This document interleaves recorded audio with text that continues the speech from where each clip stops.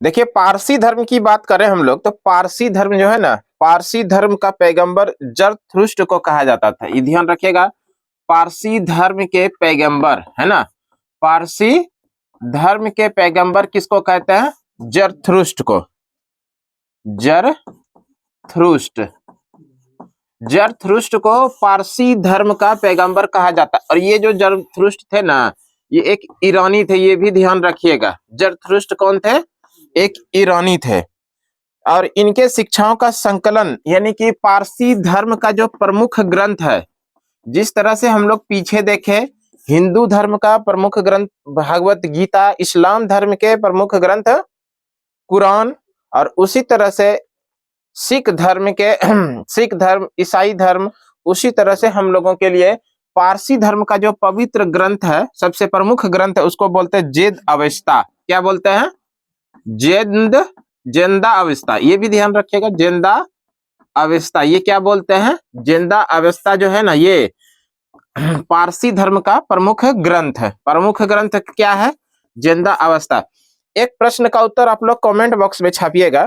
भारत के एक बहुत बड़े अर्थशास्त्री है ना, अर्थशास्त्री, राजनीतिज्ञ और इस तरह के, और जो भारत के स्वतंत्रता आंदोलन में उसके पहले 1885 के आसपास में बहुत बड़ा योगदान रहा, उनका क्या नाम? वो भी एक थे पारसी। इन्होंने एक प्रमुख प्रसिद्ध पुस्तक लिखा था, रस्त गफ्तार नामक पत्रिका। रस्त गफ्तार नामक पत्रिका लिखा था, वो भी एक पारसी थे।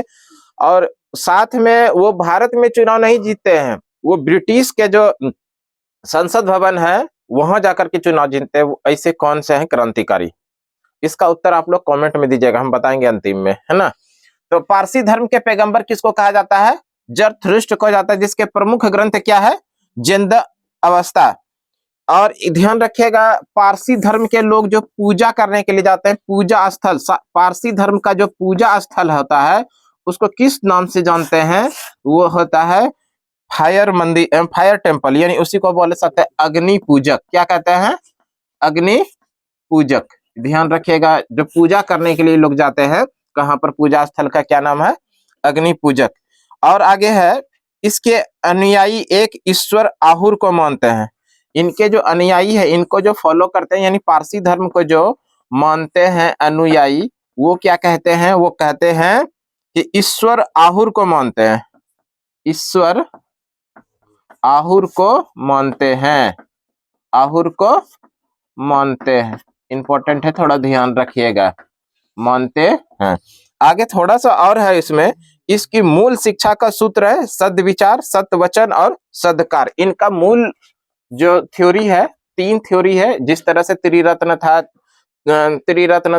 त्रिपिटक था, उसके बाद त्रितत्व था, उसी तरह से पारसी धर्म के 3 मुख्य शिक्षा है। 3 मुख्य शिक्षा, 3 मुख्य शिक्षा। और ये 3 मुख्य शिक्षा में क्या क्या आता है? तो ध्यान रखिएगा, पहला जो आता है वो आता है सद्विचार। क्या आता है भाई साहब? सद्विचार। क्या आता है? सद्विचार आता है। उसके बाद सद्वचन आता है, सद्वचन आता है। उसके बाद क्या आता है? सद्कार्य आता है, सद्कार्य आता है, सद्कार्य आता है। ये मूल जो 3 शिक्षा है वो पारसी धर्म से संबंधित है। तो इस तरह से ये जो हो गया पारसी धर्म से इंपॉर्टेंट फैक्ट, है ना। पारसी धर्म की बात करेगा तो पारसी धर्म के जो पैगंबर है उनको क्या कहा जाता है? जरथुष्ट कहा जाता है। प्रमुख ग्रंथ की बात करेगा, पारसी धर्म का प्रमुख ग्रंथ क्या है? तो जेंदम अवेस्ता जो है पारसी धर्म का पवित्र यानी प्रमुख ग्रंथ है। पूजा स्थल, पारसी धर्म के लोग जो पूजा स्थल जाते हैं उसको क्या कहते हैं? अग्नि पूजक यानी फायर टेम्पल, है ना। इनके अनुयायी यानी पारसी धर्म के जो अनुयायी थे ईश्वर आहुर को मानते थे। और पारसी धर्म के अंदर में जो 3 मुख्य शिक्षा का बात कही गई है, एक है सद्विचार, सद्वचन और सद्कार्य। इस तरह से ये कुछ इंपॉर्टेंट फैक्ट हो गया पारसी धर्म से संबंधित, ठीक है।